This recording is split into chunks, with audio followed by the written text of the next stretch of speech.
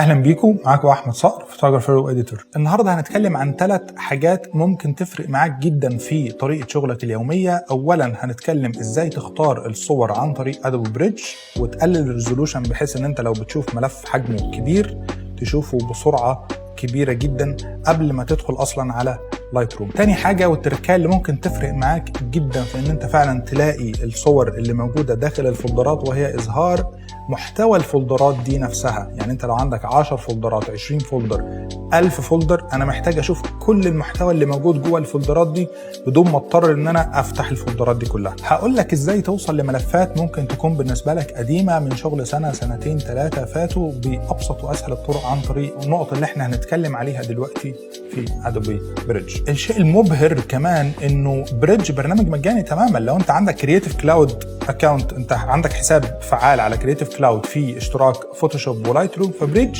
يجي معاهم. بالافضل من ده كمان ان هو بيكون في بيلت ان او موجود جواه الكاميرا رو، فانت لو حابب ان انت تعمل بعض التعديلات البسيطه او الخفيفه على الصوره بتاعتك، نفس الكور او نفس الاساس بتاع لايت روم موجود في بريدج. دلوقتي انت جمعت ما بين حاجتين، انت وفرت وقت ومجهود، وفي نفس الوقت انت لو عندك عدد قليل جدا من الصور، 10 صور او شيء، حابب ان انت تعمل لهم اديت او تعديل على كاميرا رو، مش محتاج ان انت تعمل امبورتنج في لايت روم وتستنى لما الامبورتنج يخلص بعدين تبدا تعدل على الصور. انت ممكن مباشره تعدل على صور الرو اللي موجود عندك. خلينا نشوف بعض التريكس اللي احنا اتكلمنا عليها في البرنامج، وهنبدا اولا بحته اظهار المحتوى داخل الفولدرات. انا عندي الفولدر ده بالتحديد محتاج اشوف الملفات اللي موجوده جوه الفولدرات دي بدون ما افتح الفولدرات واحد ورا الثاني. انا بكل بساطه بروح على فيو، بختار دي شو ايتمز فروم سب فولدرز، اظهر لي ايه؟ الصور دي كلها، مع العلم الفولدرات لسه موجوده، وفي نفس الوقت بنالي قاعده بيانات اقدر ان انا افلتر بيها اكتر. يعني ملفات الرو ممكن تاخد الاي اس او، ممكن تاخد 50 100 والكلام ده كله، والشاتر سبيد والاف ستوب والكلام ده كله. طيب انا محتاج ان انا ما اظهرش الفولدرات نفسها، انا محتاج محتوى الفولدر بس مش الفولدر نفسه. عندك هنا طريقتين. الطريقه الاولى ان انت تاخد الفايل تايب، تقول له بكل بساطه انا عاوز بس الكاميرا رو، فما بقاش عندك اي فولدرات موجوده، تمام؟ قول له انا عاوز الفولدرات بس، تمام؟ او بكل بساطه في الطريقه الثانيه هتروح تقول له انا مش عاوز الفولدرز اصلا، شو فولدرز. بس عيب الطريقه دي ان انت لو طلعت فوق مفيش فولدرات نهائيا بتظهر معاك، فانت لازم تخلي دي مثلا موجوده شو فولدرز، تمام؟ وتبتدي انك تتعامل بالجزء ده اللي هو كاميرا رو فقط لا غير. تاني نقطة معانا ازاي تعمل كولينج او اختيار للصور بشكل سريع جدا من قبل حتى ما تعمل امبورتنج او تدخل الصور عندك على لايت روم. دي نقطة مهمة جدا، لان في بعض الناس ممكن مثلا مصور افراح صور 500 صورة في اليوم ده مثلا، فبياخد كل الصور دي يحطها على لايت روم وبعدين يبدأ يعمل الفلتريشن بتاعه. لكن انت تقدر عن طريق البرنامج ده دلوقتي قبل ما تدخل في حته لايت روم وتعمل امبورتنج وتستنى وبعدين تعمل فلتريشن وتعمل ديليت، فاحنا دلوقتي بنختصر عليك وقت ومجهود. طيب انا محتاج اعمل كولينج او اختار الصور بتاعتي، هتصرف ازاي؟ هعملها ازاي على بريدج؟ بعد ما استخدمنا الفلتريشن سيستم بتاعنا، استخدمنا الكاميرا رو ايمجز، كل اللي ظاهر قدامي دول صور كاميرا رو او صور رو فقط لا غير. شايف المربع ده مكتوب عليه براوز كويكلي باي بريفيرنج امبيدد ايمجز. ايه الامبيدد ايمجز دي؟ الامبيدد جي بي جي هو عباره عن ملف بفورمات الجي بي جي او صوره صغيره مصغره من كل الداتا بتاعت الرو اللي موجوده. يعني بيختصر لك الكلام ده كله في ملف صغير جدا، فبالتالي بيكون سهل قوي ان انت تعمل له لودنج او يحمل. في بعض الصور لما بتيجي تشتغل عليها حتى لو الهارد بتاعك انت شغال على هارد اس اس دي، بس تبص تلاقي الصوره بتحمل. دي صوره مثلا احنا هنتفرج عليها دلوقتي بتعمل لودنج في قد ايه؟ في عمليه تحميل، مع العلم ان الهارد ديسك بتاعي سريع. لكن هنا مثلا لما تروح على بريدج لو عملت كده الصوره ظهرت. الصوره هناك ممكن تاخد وقت كبير علشان تحمل. دلوقتي انا بعد ما فتحت الصوره اقدر ان انا بكل بساطه اسكرول او ان انا اروح يمين او شمال.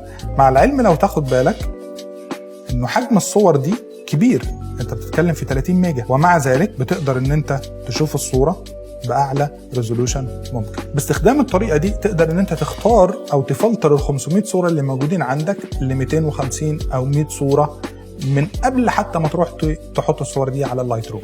هقدر اتحكم في سرعه اظهار الصوره ازاي؟ شايف زي ما قلنا المربع ده اختصار ليها، لكن اصلا في القائمه اللي موجوده دي انت تقدر بكل بساطه تختارها من هنا. اهو بيقول لك embedded او fastest. انا راجل دلوقتي عندي هارد اسرع من كده بكتير، انا محتاج ان انت توريني الصوره باعلى ريزولوشن، بختارها من هنا. لو انا ضغطت على دي شلتها هيقول لك ستاندرد اوتوماتيك، فانت ممكن تعملها من هنا ممكن تعملها من هنا. الميزه الاكبر زي ما قلنا قبل كده ان انت لو عندك 10 صور مثلا محتاج ان انت تدخلهم في كاميرا رو مباشره بدون ما تعمل امبورتنج او تستنى في لايت روم ان هو يخلص الداتا دي كلها عشان تقدر تشتغل عليها. انا محتاج دلوقتي الكلاينت او العميل بتاعي محتاج ال10 صور دلوقتي حالا او كمان ربع ساعه مثلا، انا محتاج انجز الموضوع. ممكن افتحها في الفوتوشوب او ممكن بكل بساطه لو انا الاديت او التعديل اللي مطلوب مني ممكن اعمله في كاميرا رو فقط، فانا ممكن اعملها في كاميرا رو. فانا هختار مثلا دلوقتي كل الصور، هاخد كليك يمين وهختار Open in Camera Raw. هتلاحظ ان كل الصور هنا موجوده لكن الصوره الاولى هي اللي معمول عليها سيلكشن. انا مثلا لو عاوز اعدل عليهم كلهم مثلا كنترول A او كوماند A وتبتدي ان انت تقول له علي لي الاكسبوجر شويه. واخد بالك هنا تم تطبيق الداتا على كل الصور ازاي؟